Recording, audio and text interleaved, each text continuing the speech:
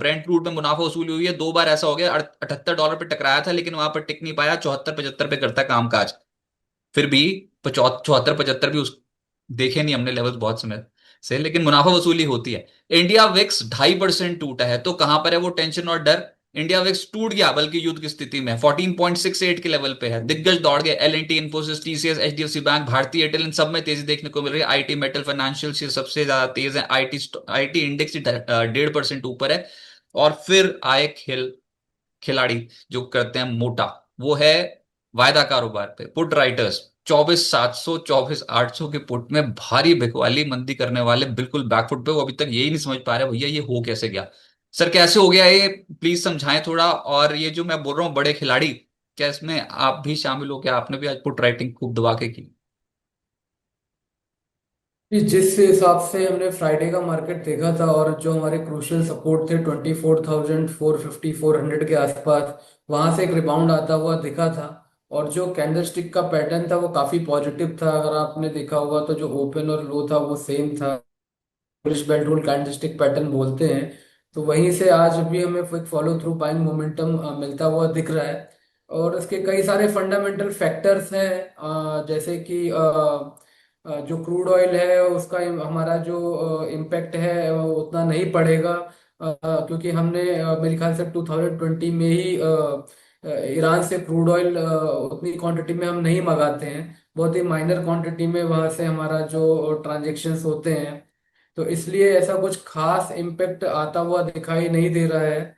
ना ही crude oil का है, ना ही ये जो टेंशन चल रहा है इजराइल और ईरान के बीच में। इसी वजह से हमारे मार्केट में अपसाइड का मूव बना हुआ है। और अभी भी जो क्रूशियल सपोर्ट है 24,400 से लेकर 24,450 के, अभी भी मार्केट इसके ऊपर ट्रेड कर रहा है। हालांकि जो फ्रेश बाइंग मोमेंटम है अब 25,200 25,300 के ऊपर ही आएगी, जिसके बारे में हमने पिछले हफ्ते भी बात की थी। जब तक निफ्टी 25,300 के लेवल्स के ऊपर एक सस्टेनेंस ब्रेकआउट नहीं देता है, तब तक हम इस ब्रॉडर कंसोलिडेशन में ही मार्केट को मूव होते हुए देख पाएंगे। तो अभी फिलहाल जो हमारे अपसाइड के रेजिस्टेंस है वो 25,200 300 है। और जो सपोर्ट नजर आ रहा है वो 24,400 के आसपास है। जब तक निफ्टी 24,400 के ऊपर ट्रेड करता है, तब तक आप हमारी जो बाइंग कॉल है हम उसको कंटिन्यू कैरी फॉरवर्ड करते हुए चलेंगे। वहीं पर अगर हम बैंक निफ्टी की बात करें तो बैंक निफ्टी में भी यही पुल बैक देखने को मिला है। 55,000 के क्रूशियल सपोर्ट को बैंक निफ्टी पकड़ कर चल रहा है। और आज इसने अपने 20 डीएमए लेवल के ऊपर ये बढ़ता हुआ नजर आ रहा है। तो मुझे लगता है कि यहाँ से हमें फिर से 57,000 के अपसाइड के मूव हमें बैंकिंग सेक्टर में देखने को मिल सकते हैं। वहीं पे सेक्टोरल इंडाइसेस में निफ्टी आईटी काफी अच्छा परफॉर्मेंस दे रहा है। तो मुझे लगता है कि निफ्टी आईटी में बढ़त बनती हुई दिखेगी। निफ्टी आईटी के अलावा निफ्टी फार्मा और निफ्टी हेल्थ केयर में भी अपसाइड के मोमेंटम देखने को मिल रहे हैं। तो मुझे लगता है कि यहाँ से एक अच्छा सपोर्ट हमें देखने को मिलेगा निफ्टी आईटी के इंडेक्स से।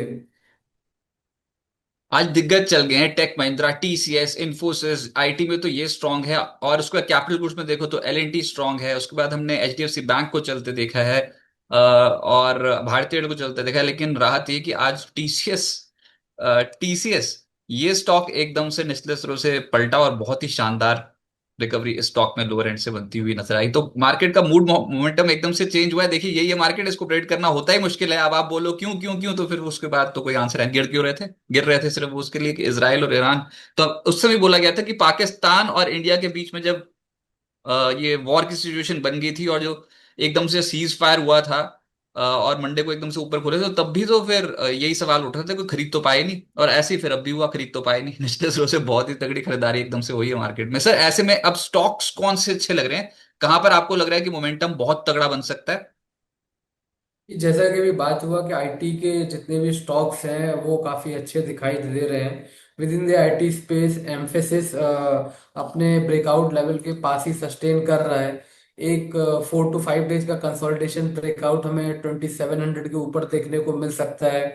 वहां से चलेगा स्टॉक तो 2900 के हमें आज जो टारगेट है वहां तक पहुंच सकता है। वहीं पर जो स्टॉप लॉस है हमें 2590 का लेकर चलना है। तो एमपीएसएस एम्फेसिस काफी अच्छा लग रहा है स्विंग ट्रेड के लिए। वहीं पर अगर हम दूसरे ट्रेड की बात करें तो जो एक बायकॉन है। तो बायकॉन अभी 3 से 4 दिनों पहले इसने एक अच्छा खासा ब्रेकआउट अपर लेवल्स की ओर दिया था, और अभी पिछले 3 दिनों से ये अपने 200 डीएमए लेवल के ऊपर सस्टेन कर रहा है। तो ये जो स्टॉक है निफ्टी फार्मा सेक्टर में, ये काफी अच्छा लग रहा है। तो मुझे लगता है कि यहाँ पर हमें तेजी बनी रहेगी, और आने वाले समय में 385 तक के, सॉरी, 375 380 तक के लेवल्स हमें देखने को मिल सकते हैं।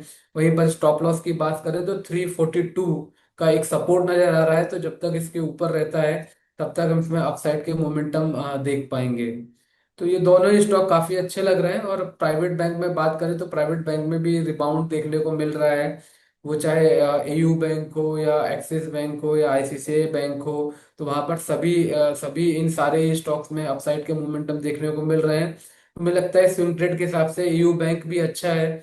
यहाँ पे एक पॉइंट ऑफ पैरिटी पैरिटी के सपोर्ट से ये स्टॉक रिबाउंड होता हुआ नजर आ रहा है। तो मुझे लगता है कि जब तक ये 764 के ऊपर रहता है तब तक इसमें पुल बैक मूव बना रहेगा, और यहाँ से फिर ये स्टॉक 810 815 तक के लेवल्स को टच कर सकता है।